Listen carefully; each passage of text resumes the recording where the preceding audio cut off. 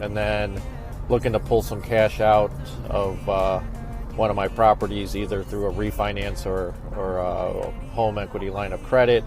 So I've got a lot of equity in my Tremont property. I think I've talked about this in other car reels, but looking to evaluate some lenders. I want to do it as a HELOC so I can have flexibility when I do identify a property to purchase, and I can just use it as opposed to just having the cash sitting there doing nothing until I find a property, which could take a few weeks, maybe a month or more, because inventory is really low. I'm going to probably have to get it off market, so it's going to take a little longer to acquire a property with that cash, and I don't want it sitting around. So, but we'll see. There might be some other options that I could use to utilize that cash. So this is a property that you've heard me talk about. This is one of my first rental properties that I bought back in 97, 98, and now I'm using that property to leverage to buy more properties. So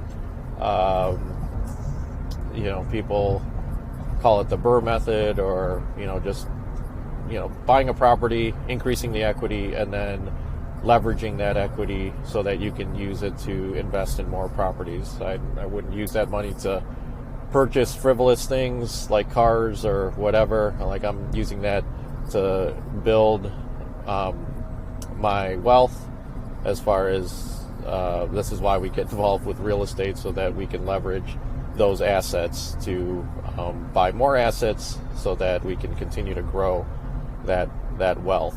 So but as we grow that wealth, as we get older, there's also considerations to protect those assets, especially if we lose our health. A lot of people don't realize health is our most valuable asset, in my opinion, because if you don't have your health, then nothing else really matters. And we're all going to lose our health and die. That's inevitable. Like taxes, you're going to die, so you got to prepare for that. And if you're building all these assets, you want to be able to pass this down to your loved ones and leave a legacy.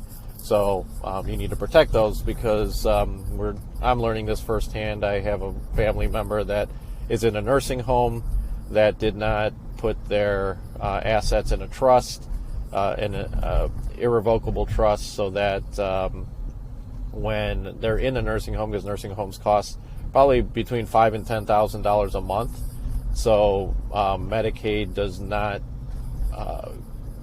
kick in, so to speak, until all of your assets are drawn down to pay for your nursing home care.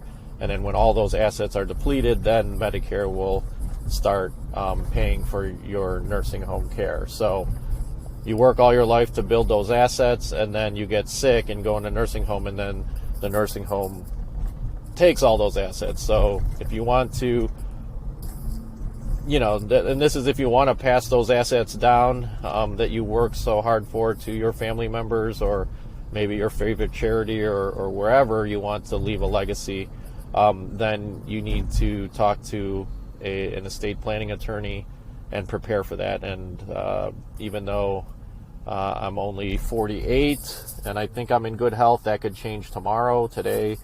So you really need to think about planning those things now, no matter what your age, so that you can pull the trigger when you are able to, versus to when it's too late and you get sick and you're in the nursing home. So learning a lot about that and how to preserve assets, because that's why we're working, right, to build our own wealth and to leave a legacy for our family. At least that's the reason I'm doing it. I'm not doing it to just be able to buy expensive things or what have you. It's really to leave that legacy for your family members and other charities and things like that. So